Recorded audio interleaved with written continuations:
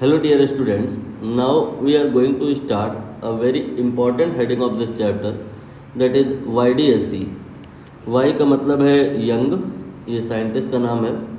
इसके बाद में इन्होंने क्या किया था, दो स्लिट बनाई थी।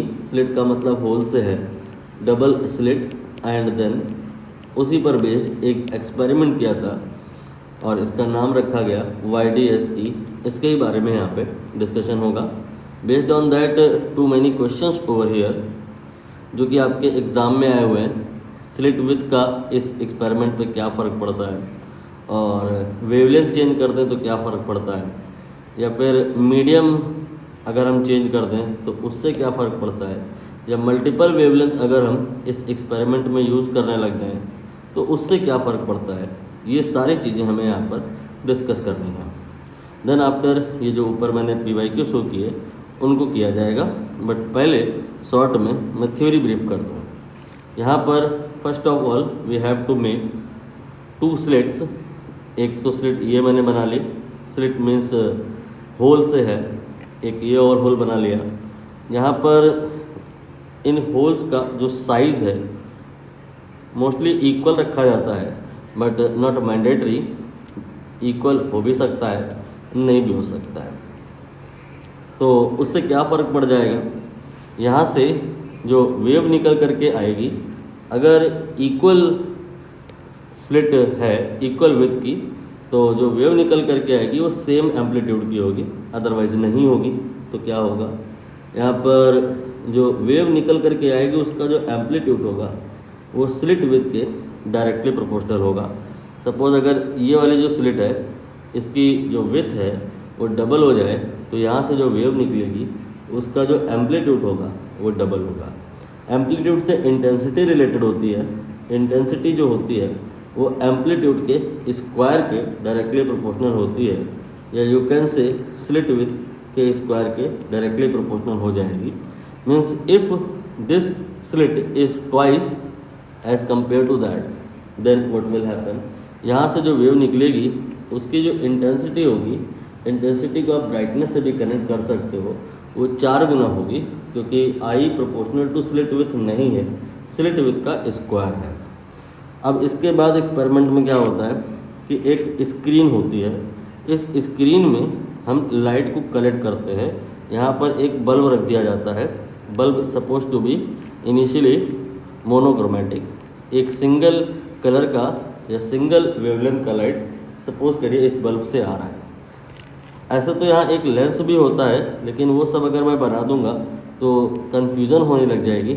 इसलिए आप चाहे तो बना लें चाहे तो ना बना लें। इसका मोटिव ओनली सिर्फ इतना होता है कि अगर आप इसको यूज़ नहीं करोगे लेंस को, तो जो रेज आएंगी इन स्लिट्स पर ये पैरेलल नहीं आएंगी। If we want parallel rays, then क्या करना होगा, हमें यहाँ पर इस लेंस को यूज़ करना होगा, और जो सोर्स ऑफ लाइट है उसे हमें लेंस के फोकस पर रखना होगा।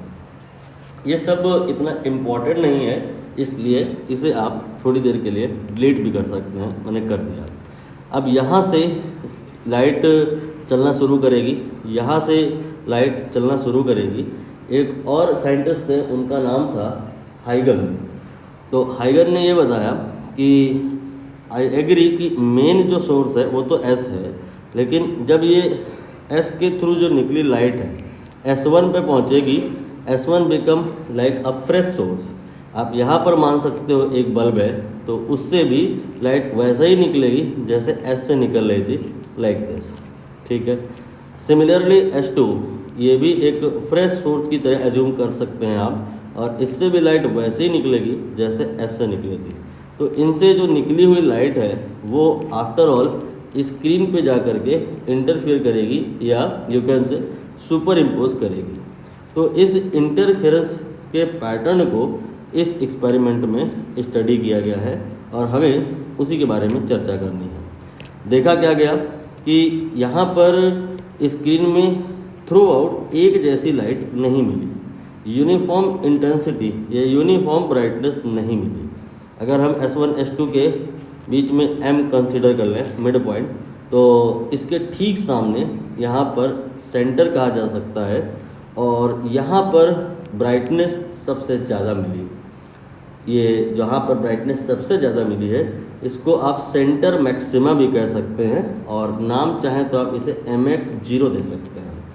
अब इसके बाद क्या देखा लोगों ने, मतलब ये जो साइंटिस्ट थे यंग्स ने, कि ब्राइटनेस अगर हम ऊपर को जा रहे हैं सपोज करो तो धीरे धीरे कम हो रही है, और धीरे धीरे कम होते होते यहाँ पर फिर जीरो हो जा रही है।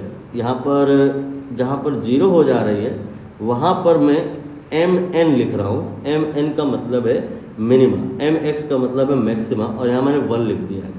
ध्यान दीजिएगा, जीरो यहाँ पर नहीं भी हो सकती है if slit width are not of same size. Mostly मैंने कहा कि सेम साइज़ की स्लिट विथ होती हैं, सो जहाँ हमने MN लिखा है वहाँ पे क्या होगा, इंटेंसिटी 0 होगी।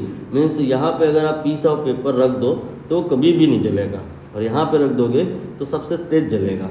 और इसके बाद अगर आप ऊपर की तरफ और मूव करो तो क्या होगा, यहाँ से फिर से इंटेंसिटी ग्रो करती जाएगी, और फिर इंटेंसिटी थोड़ी देर बाद आप देखेंगे क्या, मतलब एक्सपेरिमेंट करेंगे तो देखेंगे, नहीं करेंगे तो इमेजिन करेंगे, इंटेंसिटी मैक्सिमम हो जाती है। इसे MX1 कहा गया है।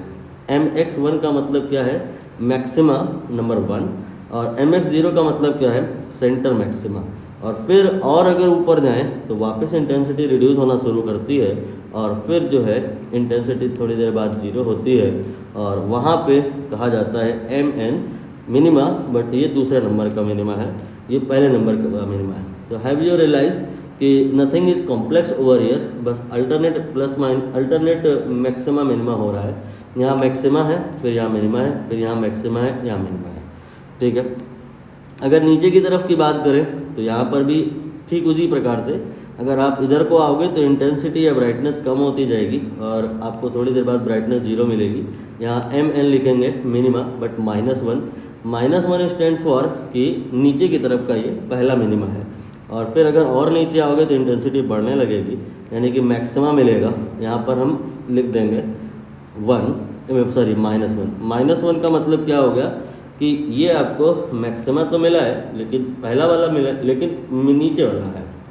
तो अल्टरनेट पैटर्न आपको क्लियर हो ही गया है। अब ज़्यादा PhD ना करते हुए इस बात पर चर्चा कर लेते हैं कि बिटवीन एनी 2 सक्सेसिव मैक्सिमा, चाहे हम इसकी और इसकी बात कर लें, चाहे हम इसकी और इसकी बात कर लें, और अगर हम एक और ऊपर बना लें, यहाँ पर इस स्क्रीन को अगर थोड़ा और ऊपर आप ले जाइए तो मिनिमा नंबर 2 के ऊपर जो मिलेगा that will B maxima, that is 3 नहीं MX2। तो कोई भी 2 सक्सेसिव ले लो, एक ये और एक ये, चाहे ये और ये, चाहे ये और ये, पाया क्या गया कि सेपरेशन इक्वल है, और है कितनी, इसको ही कहा गया फ्रिंज विथ FW। इसका सिंबल बीटा भी हो सकता है, W भी हो सकता है, और इसका फॉर्मूला आपको याद करना है dW/d। अब यहाँ पे लैम्डा तो क्लियर हुआ कि जो लाइट आ रही है उसकी वेवलेंथ है। कैपिटल D और स्मॉल d क्या है, कैपिटल D और स्मॉल d है, small d is distance of the separation between S1 and S2। ये जो स्लिट आपने क्रिएट की है उनके बीच की दूरी ये स्मॉल d होता है, और स्लिट का जो स्क्रीन से दूरी है इसे कहा जाता है कैपिटल D। और कैपिटल D स्मॉल d की तुलना में बहुत ज़्यादा होता है, जैसे कि मान लो ये मीटर में है तो फिर ये मिलीमीटर में होगा। और फ्रिंज विड्थ का फॉर्मूला ये है। अभी तक शायद फ्रिंज का मतलब आपको क्लियर नहीं हुआ है, तो वो मैं क्लियर कर दूँ। जैसे कोई कह रहा है सेंटर वाली जो फ्रिंज है इसका मतलब क्या है, यहाँ पर आप MX0 देखिए, इसके बाद में MN-1 से MN+1 तक आइए, यहाँ से लेकर के यहाँ तक ये जो सेपरेशन है इसको ही कहा जाएगा बीटा, और इसको एक फ्रिंज के बराबर बोला जाएगा। ये आपकी नेक्स्ट फ्रिंज है। इसके बाद ऐसे ही ऊपर भी एक फ्रिंज बनेगी, ऐसे ही यहाँ पे भी एक फ्रिंज बनेगी। तो ये यहाँ से यहाँ तक एक फ्रिंज है, इसे आप सेंटर वाली फ्रिंज कह सकते हैं। और इसकी विड्थ हो या इसके ऊपर वाली फ्रिंज हो, उसकी विड्थ हो, सारी ही इक्वल विड्थ की होती हैं, और उसका वैल्यू dλ/d होता है।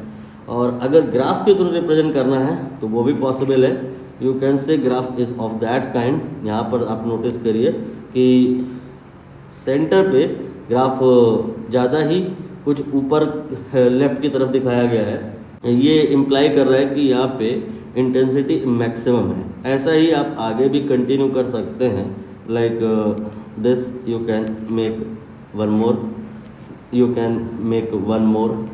इस प्रकार का वेरिएशन इंटेंसिटी में होता है। आप चेक कर सकते हो जहाँ जहाँ mn लिखा है वहाँ पर इंटेंसिटी 0 है। ये अगर आप एक्सेस वगैरह को लेके कंसर्न हैं तो इस प्रकार से आप एक एक्सेस बनाइए और यहाँ पर आप लिख दीजिए I। This is axis for intensity and this is axis you can say, या y एक्सेस यू कैन से, जिसमें लिया जा रहा है दूरी from the centre. From the centre if दूरी is beta by 2, beta by 2 मतलब यहाँ से यहाँ तक नहीं, यहाँ से यहाँ तक, then intensity become 0 and if we again take one more beta by 2 intensity become maximum. ये सारी जो पिक्चर है आई होप आपके दिमाग में सेटल हो रही होगी। कोई पूछेगा पहला मिनिमा कहाँ होगा, आंसर विल बी क्या कहते हैं बीटा बाई 2। पहला मैक्सिमा कहाँ होगा, बीटा पे होगा। फिर इसके बाद में दूसरा मिनिमा कहाँ होगा, ये हो जाएगा beta, then beta plus B by 2। इस प्रकार से आप कैलकुलेट कर सकते हैं। देखते हैं इस बात पर अगर कोई क्वेश्चन हो जाए तो पहले क्वेश्चन कर लें ताकि कनेक्टिविटी बनी रहे। यहाँ पर स्लिट विथ को लेकर के एक क्वेश्चन है, ठीक है। क्या कहा गया है कि width of one of the two slit in YDSC is D while that of other is not D। ये x D के बराबर है। कह रहे हैं ratio of the maximum to the minimum intensity बताना है। नहीं, ये 9/4 है तो x बताना है। जैसा कि अभी मैंने आपको समझाया कि मैक्सिमा जहाँ पर मिलता है वहाँ पर इंटेंसिटी सबसे ज़्यादा होती है। कितनी होती है? जहाँ पर मिनिमा मिलता है वहाँ पे इंटेंसिटी सबसे कम होती है। कितनी होती है? अगर इक्वल विथ की स्लिट है तो मैंने कहा था अभी थोड़ी देर पहले कि 0 होती है, लेकिन अगर इक्वल विथ की ना हो तो कितनी होती है, या कोई भी सिचुएशन हो निकालने का तरीका क्या होता है। तो कहीं का भी मैक्सिमा हो, चाहे मैक्सिमा सेंटर वाला हो या और ऊपर का हो, या और ऊपर का हो या नीचे का हो, मैक्सिमा फॉर ऑल, ये सिंबल फॉर ऑल का है। मैक्सिमा जो आपकी इंटेंसिटी होती है, मैक्सिमम इंटेंसिटी, उसका जो फॉर्मूला होता है वो मैं अब लिखने जा रहा हूँ। यहाँ पर एक काम करेंगे हम लोग, डायरेक्ट इसको लिखेंगे तो आपको याद नहीं रहेगा। पहले एम्पलीट्यूड का आप लिखें। एम्पलीट्यूड का जो फॉर्मूला होता है AR का whole square, that is A1 square plus A2 square plus 2A1 A2 cos theta. ठीक है, यहाँ पर बताइए if you want maximum amplitude what should be the value of this factor. It will be I think 1। जितना भी ज़्यादा हो जाए उतना अच्छा है। तो ये 1 से ज़्यादा तो हो नहीं सकता, 1 ही ले लें अगर, तो AR square will be A1 square plus A2 square plus 2A1 A2 ऐसा आ जाएगा। यहाँ पर जो AR है ये एम्पलीट्यूड की मैक्सिमम वैल्यू है। नाउ आप यहाँ पर कंसर्न है इंटेंसिटी को लेकर के, तो मैंने अभी आपको कहा था I proportional to A square होता है। तो आप यहाँ पर लिख सकते हैं IR, AR स्क्वायर की जगह IR मैक्स इंटेंसिटी। इसके बाद में यहाँ पर हो जाएगा I1, यहाँ पे हो जाएगा I2, फिर यहाँ हो जाएगा रूट I1 रूट I2। कुछ लोग ऐसे याद करते हैं, कुछ लोगों का याद करने का तरीका दूसरा रहता है, वो भी सही है, वैसे भी कर सकते हैं। इस फॉर्मूले को आप लिख सकते हो AR equal to A1 plus A2। ये याद करने लायक बात है, बहुत आसानी से समझ आती है कि मैक्सिमम एम्पलीट्यूड जब अगर आपको चाहिए, कब चाहिए होगा, जब मैक्सिमम इंटेंसिटी चाहिए होगा, तो सिंपल दोनों एम्पलीट्यूड को जोड़ दीजिए। तो यहाँ पे A1 और A2 को जोड़ देंगे तो नेट एम्पलीट्यूड आएगा, that will be max amplitude. And अगर इसको इंटेंसिटी के टर्म में कन्वर्ट करें तो root I max will be equal to root I1 then root I2। And for all minima if we want intensity तो क्या हो जाएगा, AR will be not A1 plus A2, A1 minus A2 हो जाएगा। अगर A2 बड़ा है तो A2 माइनस A1 हो जाएगा। यहाँ से मिनिमम एम्पलीट्यूड निकलेगा, बट इंटेंसिटी के टर्म में बात करें तो A equal to square root of I। So I यहाँ पर मिनिमम जो आएगा that will be under root I1 then minus under root I2। अगर आप चाहो तो इसको ऐसे लिख लो यहाँ पर स्क्वायर करके दोनों तरफ, तो under root I1 then under root I2 whole square of that. अगर आप इसको ओपन करोगे तो आपको यही मिल जाएगा। ऐसे ही मिनिमम इंटेंसिटी अगर आप निकालना चाहते हो तो इस इक्वेशन का स्क्वायर रूट भी कर सकते हो, root I1 then root I2 and square of that. कुछ लोग इसको याद रखते हैं, कुछ लोग इसको याद रखते हैं, जो भी जगह आपको कंफर्टेबल लग रही है आप वहाँ पर चीज़ों को याद कर सकते हैं। नहीं भी कुछ याद करेंगे तो एग्ज़ाम में निकाल भी सकते हैं। अब यहाँ पर मैंने कहा थोड़ी देर पहले कि amplitude is directly proportional to slit width, ऐसा मैंने आपको बोला, ठीक है। तो यहाँ पर आपकी जो पहली स्लिट है वो जो S1 है उसकी विड्थ D है, और जो दूसरी है उसकी D नहीं है, वो XD है। तो इस वजह से जो A1 होगा और जो A2 होगा, दोनों स्लिट से जो लाइट निकल करके आ रहा है सेम एम्पलीट्यूड का नहीं होगा। इसका एम्पलीट्यूड अगर A होगा तो इसका एम्पलीट्यूड XA हो जाएगा। इसकी वजह से इंटेंसिटी में भी फ़र्क आएगा। बस वही करना है हमें कि मैक्सिमम इंटेंसिटी और मिनिमम इंटेंसिटी निकालना है और उस रेशियो पर 9/4 से इक्वेट करके X निकालना है। We are going to max amplitude firstly, then minimum amplitude, then दोनों का स्क्वायर करके हम इंटेंसिटी निकाल लेंगे। तो दोनों को जोड़ लेंगे तो ये आ जाएगा 1 + x multiplied by A and 1 - x multiplied by A। ये मिनिमम एम्पलीट्यूड हो गया, ये मैक्सिमम एम्पलीट्यूड हो गया। We can divide this, so we get the ratio. कौन सा ratio? Max amplitude divided by main amplitude. ये 1 + x अपॉन 1 - x आ जाएगा। और अगर हम इसका स्क्वायर कर दें तो इंटेंसिटी का रेशियो आ जाएगा, यानी कि 1 + x upon 1 - x whole square of that will be equal to intensity ratio, that is here 9/4। इसीलिए मैंने इसको 9/4 से बराबर कराया। और अब कैलकुलेशन करेंगे तो यहाँ पे अगर हम स्क्वायर रूट कर लें तो 1 + x अपॉन 1 - x, ये 3/2 आ जाएगा। अब यहाँ पर x - 1 लिखें या इसको x - 1, ये क्वेश्चन में अगर दिया हो तो ज़्यादा सही रहेगा, बट ऑप्शन से समझ आ रहा है कि x की वैल्यू जो है वो या 2 है या 3 है या 5 है या 4 है, मतलब 1 से ज़्यादा है। तो अगर x की वैल्यू 1 से ज़्यादा है तो 1 - x के होल स्क्वायर का जो अंडर रूट आएगा that will not be 1 - x, it will be x - 1। I think mod function वगैरह आप समझते होंगे, ये एक्चुअली mod of 1 - x होगा। And if x is more than 1 so it will open with negative sign, so here we have x - 1। तो यहाँ x - 1 लिख दिया मैंने, और x + 1 अपॉन x - 1 आप कह रहे हो कि 3/2 होगा। अब आप कंपोनेंटो एंड डिविडेंडो लगा दो तो ये x/1 आ जाएगा, 3 + 2 डिवाइडेड बाई 3 - 2, तो ये 5/1 यानी कि 5 हो गया इस प्रश्न का सही जवाब। अब यहाँ पर हम कोई और क्वेश्चन अगर कर सकें इस नीति थ्योरी की बेसिस पर तो देख लें, ये वाला शायद हो जाएगा।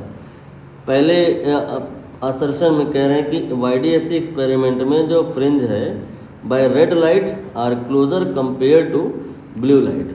मतलब अगर हम दोबारा से सेटअप बनाएं इस तरह से, तो इसी सेटअप में 2 बार एक्सपेरिमेंट हुआ है। एक बार हुआ है रेड लाइट के लिए और एक बार हुआ है वायलेट लाइट के लिए। यहाँ पर फ्रिंजेस बनी, तो फ्रिंजेस की जो विड्थ होती है उसका फार्मूला मैंने लिखा दिया है, और आपको इस फार्मूले से समझ में आया कि beta is directly proportional to lambda. और अगर हम कंपेयर करें रेड को और वायलेट को तो जो लैम्डा होता है वो रेड का ज़्यादा होता है, और जो आपका ये लैम्डा है और जो बीटा है ये डायरेक्टली प्रोपोर्शनल है। सो फ्रिंज विड्थ जो होंगी रेड की वो बड़ी बड़ी होंगी। तो यहाँ पर beta red more than beta violet, मतलब चौड़ी विड्थ बनेगी। यहाँ पर अगर रेड के बारे में बात करेंगे, मतलब ये सेटअप जो अगर आप यूज़ कर रहे हो फॉर रेड लाइट, तो जहाँ पे जो फ्रिंजेस बनेंगी वो चौड़ी चौड़ी बनेंगी, जबकि अगर आप वायलेट लाइट के यूज़ कर रहे हो तो फ्रिंज विथ नैरोवर बनेंगी, पतली पतली बनेंगी। यहाँ पे इन्होंने शायद उल्टा लिख दिया है, कह रहे हैं रेड लाइट की जो फ्रिंजेस हैं आर क्लोजर, नहीं चौड़ी चौड़ी फ्रिंजेस रेड लाइट में बन रही है ना, तो क्लोजर तो नहीं बनेगी, दूर दूर बनेंगी। ये असर्सन गलत हो गया है।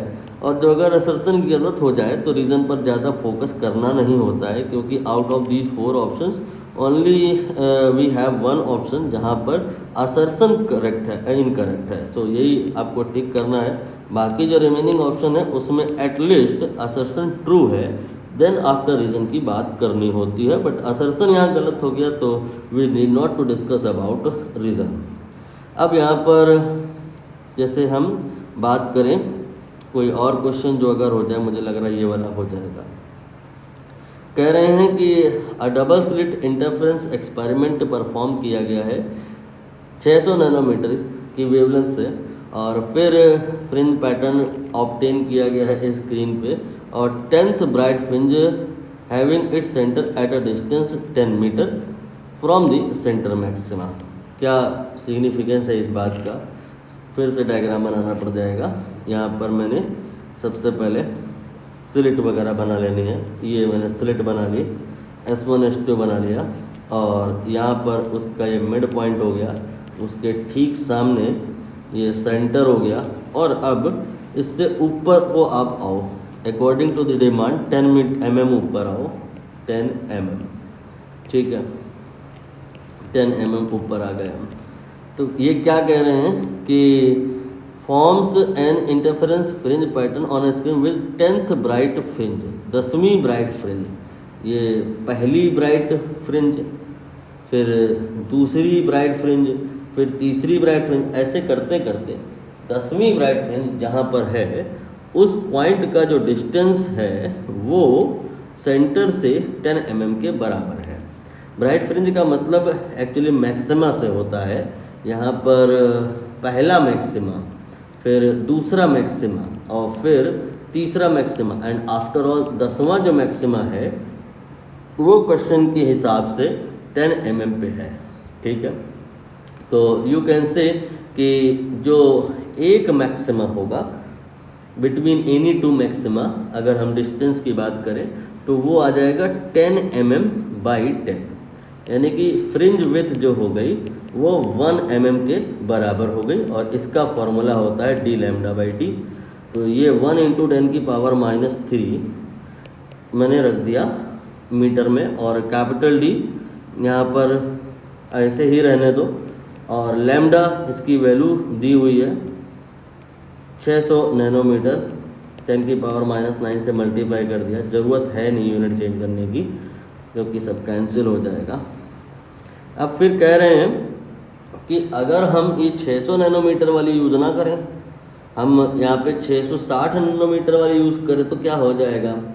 तो उससे ये हो जाएगा कि लैम्डा आप जिस प्रोपोर्शन में चेंज किए हो, 600 से 660 किए हो, तो उसी अकॉर्डिंग फ्रिंज विथ भी चेंज हो जाएगी, थोड़ी सी बढ़ ही जाएगी। तो फ्रिंज विथ बढ़ जाएगी। तो कह रहे हैं कि 10वीं ब्राइट फ्रिंज अब कहाँ पे फिनिश होगी? जब 600 आप नैनोमीटर लेकर के चल रहे थे तो फ्रिंज विथ 1 mm अगर थी, तो 660 नैनोमीटर लेके चलोगे तो फ्रिंज विथ कितनी होगी? Think about that. Very simple है, डी प्रोपोर्शनल टू लैम्डा के बेसिस पर आप कंक्लूड कर सकते हो beta proportional to lambda, beta proportional to lambda. तो पहले केस में 1 mm फ्रिंज विथ थी, और दूसरे केस में सपोज करिए हमें निकालना है, और पहले केस में 600 नैनोमीटर की वेवलेंथ थी, और दूसरे केस में 660 थी। ये कैंसिल हो जाएगा, ये 10 हो जाएगा, ये 11 हो जाएगा। तो इसका मतलब बीटा जो आएगा इस बार मुझे लग रहा है 11/10 यानी कि 1.1 mm आएगा।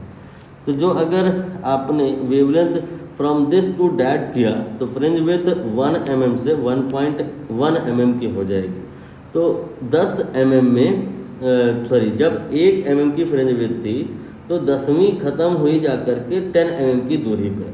लेकिन अगर फ्रिंज विथ 1.1 mm की है, ठीक है, तो 10वीं कहाँ पे ख़त्म होगी? मल्टीप्लाइड बाई 10 कर दो तो यहाँ पर ये 11 mm आ जाएगा। यही इस क्वेश्चन का आंसर हो गया। कोई मुश्किल नहीं था ये। अब यहाँ पर थोड़ा सा न्यू कंसेप्ट पे हमें लगता है डिस्कस करना होगा। जी हाँ, अब हम इस क्वेश्चन को राडार में लेते हुए थ्योरी डिस्कस करेंगे।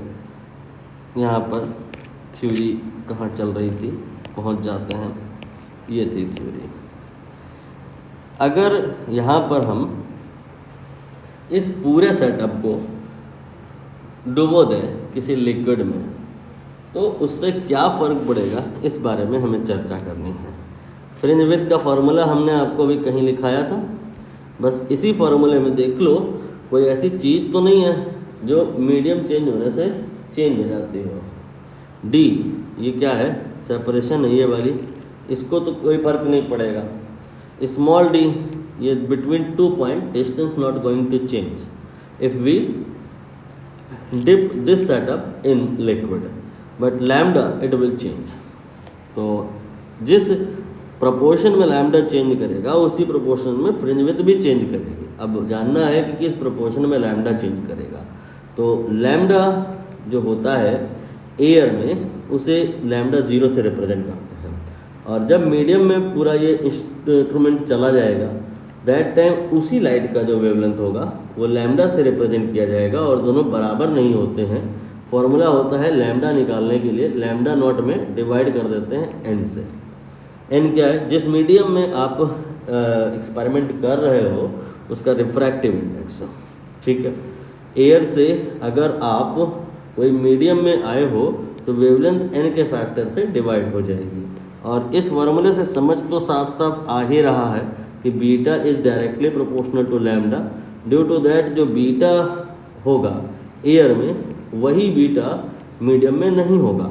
फ्रिंज विड्थ अगर मीडियम में आप निकालने पर फोकस्ड हो तो बहुत आसानी से निकाल सकते हैं। Just like lambda beta will also change in the same proportion, so beta nought divide by n. N के फैक्टर से जहाँ पे जैसे डिवाइड किया आपने यहाँ भी कर दो, न्यू फ्रिंज विड्थ आ जाएगी।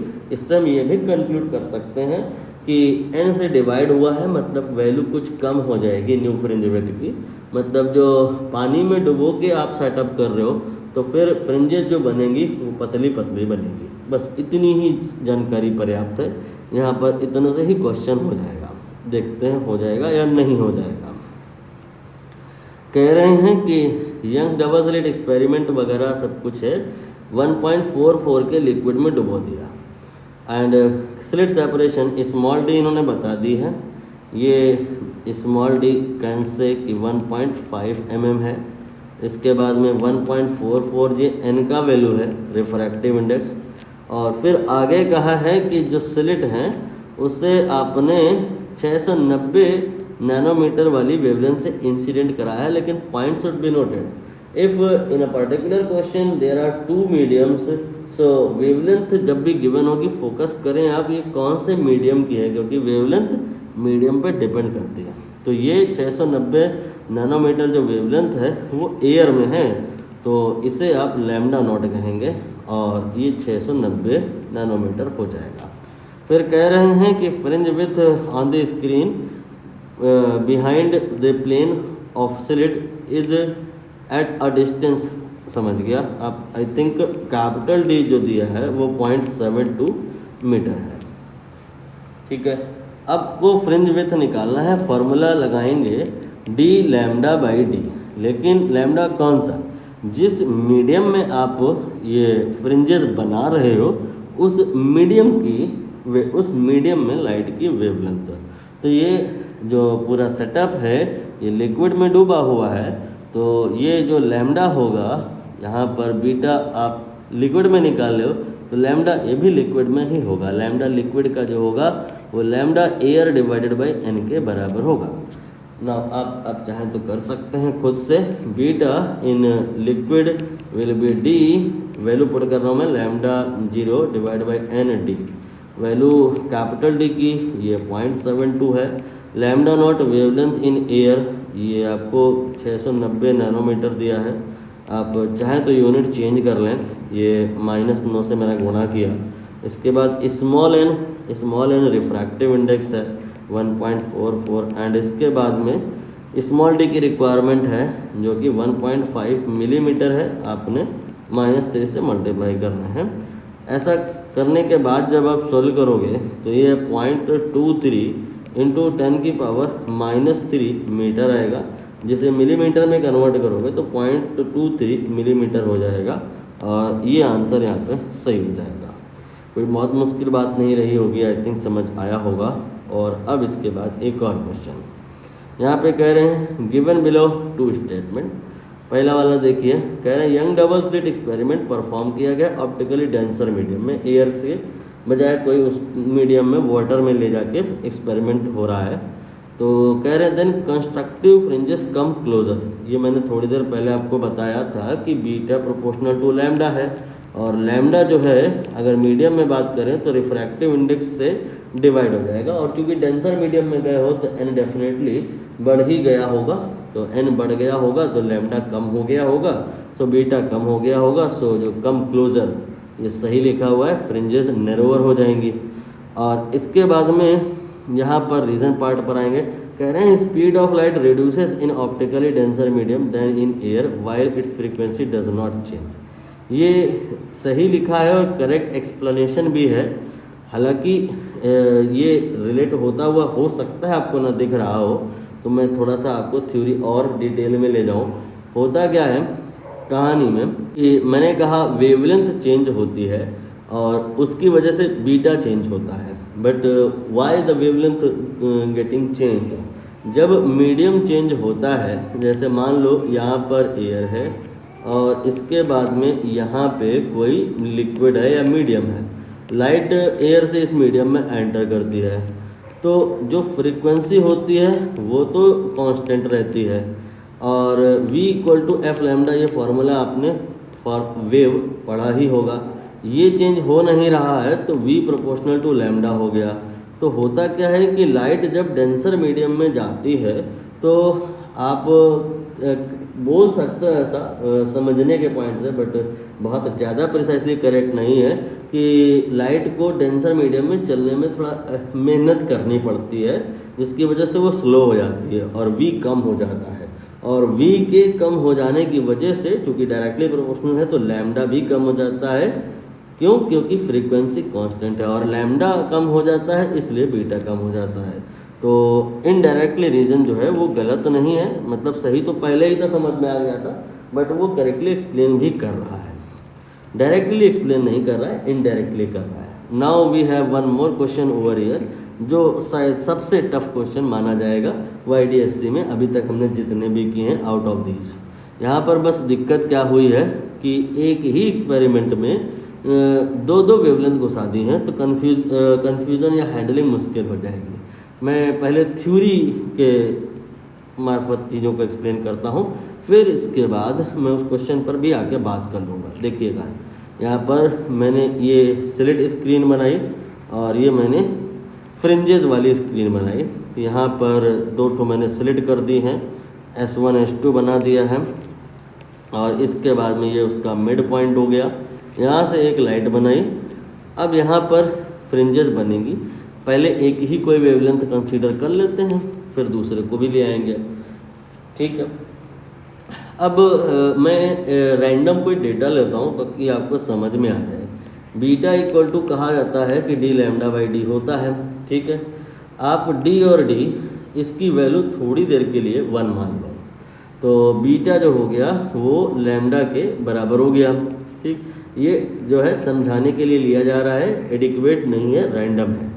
तो यानी कि अगर आप यहाँ पे 2 mm या 2 mm ही ले लो कि वेवलेंथ ले रहे हो, तो जो फ्रिंजेस बनेगी वो 2-2 mm की बनेगी, ठीक है। यहाँ पे मैंने 2 mm की फ्रिंज बनाई, फिर एक और फ्रिंज बनाई 2 mm की, ठीक है, फिर एक और फ्रिंज बनाई 2 mm की। अब आप हमें ये बता दो कि 6 mm का टोटल अगर हम थिकनेस ले लें, 6 mm की टोटल अगर हम थिकनेस लें तो कितनी फ्रिंजेस बनी हैं यहाँ पर? आई थिंक आप समझ गए होंगे कि 3 फ्रिंजेस बनी हैं, ठीक है। अब देखिएगा ट्विस्ट या थोड़ा मुश्किल पार्ट यू कैन से कि अगर हम दूसरी वेवलेंथ यहीं एज्यूम करें और वो है 3 mm, तो क्या होगा, उसकी जो फ्रिंज विड्थ आएगी, क्योंकि मैं कह रहा हूँ अभी थोड़ी देर के लिए इसे 1 मानो, तो उसकी फ्रिंज विड्थ 3 mm होगी। आपको बताना ये है कि इतनी ही डिस्टेंस में 6 mm में जितने में आप λ1 की 3 फ्रिंजेस बनाए थे, अब कितनी बना पाओगे? 3 mm की बनाओगे ना एक फ्रिंज, तो 3 mm की फ्रिंज बनाओगे तो पहली वाली फ्रिंज यहाँ से यहाँ तक आएगी, ठीक है। दूसरी वाली फ्रिंज यहाँ से यहाँ तक आएगी। ये इधर 3-3 mm की आपने 2 फ्रिंज बना दी। तो दरअसल हुआ क्या है कि टोटल डिस्टेंस जो है 6 mm, वो 6 mm में 2 अलग अलग वेवलेंथ की जो नंबर ऑफ फ्रिंजेस हैं वो बराबर बराबर थोड़े ना है।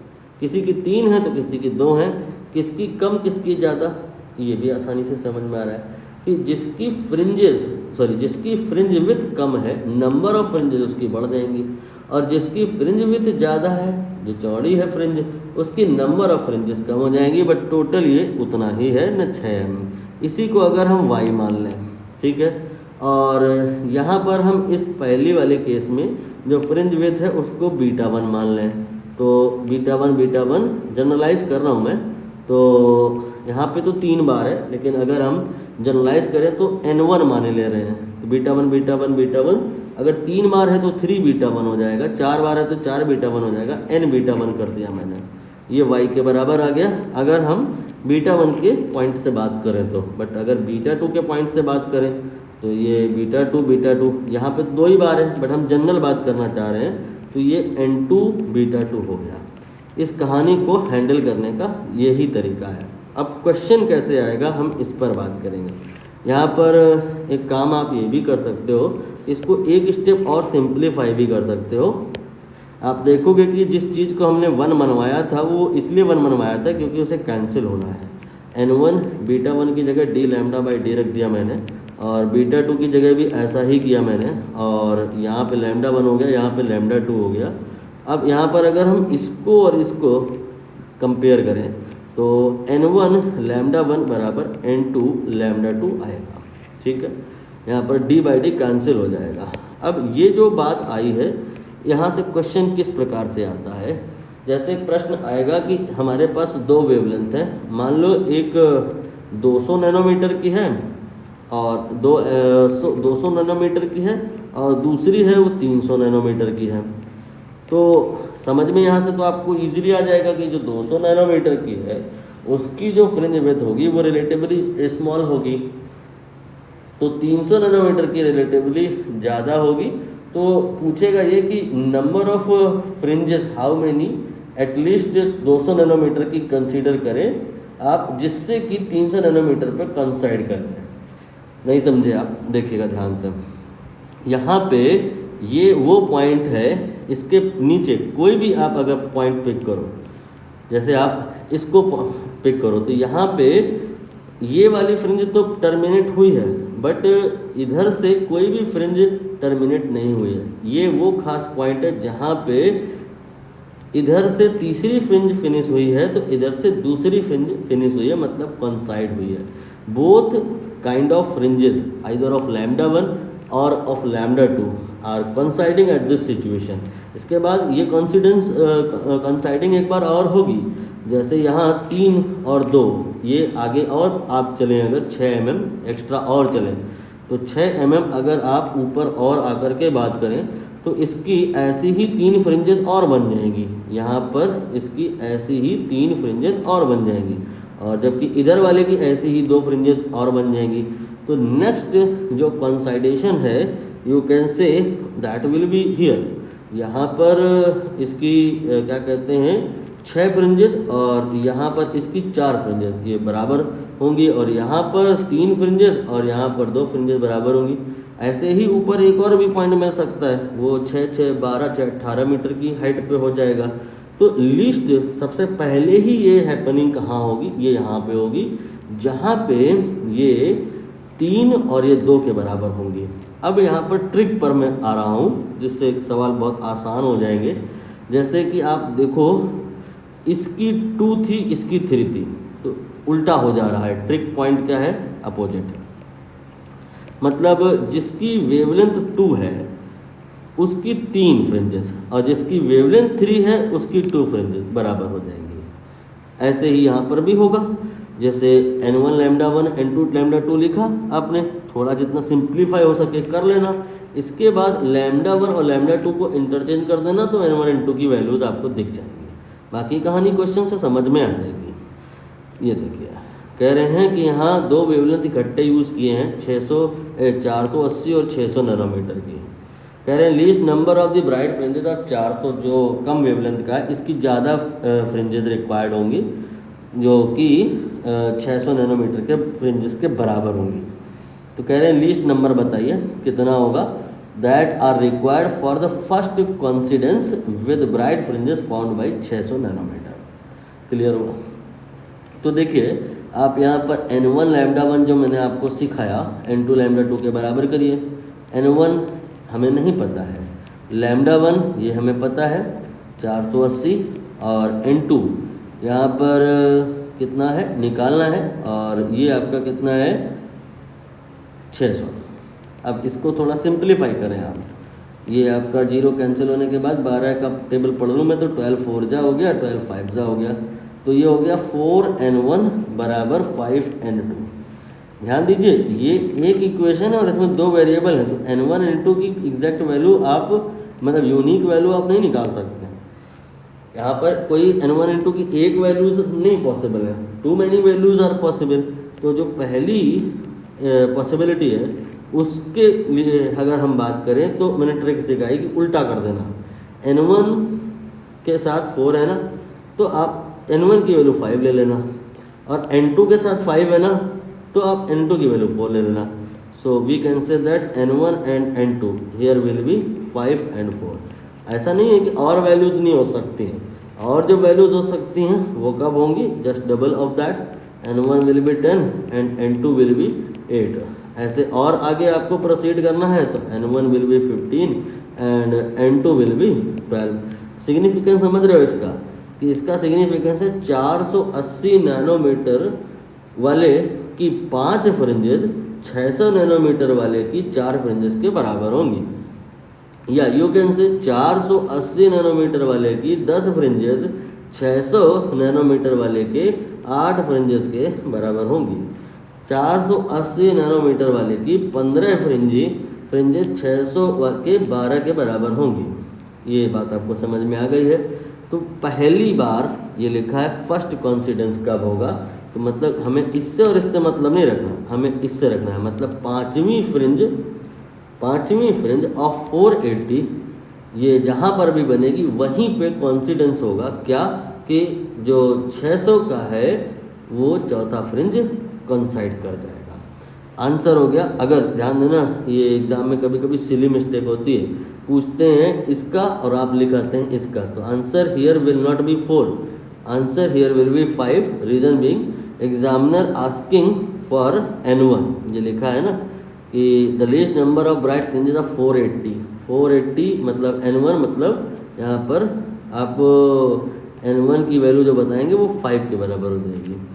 यहाँ पर n2 की वैल्यू पूछी गई होती तो 4 हो जाता, लेकिन ये आप सिली मिस्टेक नहीं करेंगे, फर्स्ट ऑप्शन टिक नहीं करेंगे। होमवर्क है यहाँ पे एक छोटा सा कि आई टोटली एग्री कि चौथी फ्रिंज अगर हम देख लें 600 नैनोमीटर की तो वहीं पर बनेगी पाँचवीं फ्रिंज 480 की।